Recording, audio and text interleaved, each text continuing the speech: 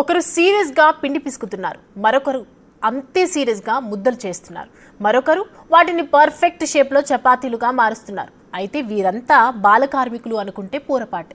వీరంతా నెల్లూరు జిల్లాలోని గండిపాలెం గురుకుల స్కూల్ విద్యార్థులు.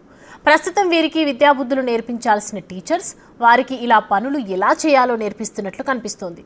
ప్రతి ఆదివారం వీళ్ళు తెల్లవారుజామున నిద్రలేచి 45 కిలోల పిండిని చపాతీలు మార్చాలని ఆదేశాలు వచ్చాయని తెలుస్తోంది.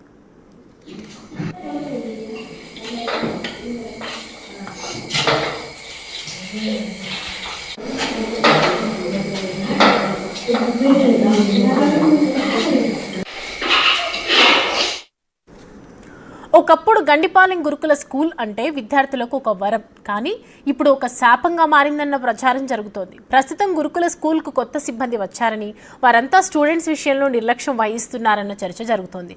ప్రతి ఆదివారం 1300 చపాతీలు చేయాలని స్టూడెంట్స్కు ప్రిన్సిపాల్ హుకుం జారీ చేసినట్లు తెలుస్తోంది.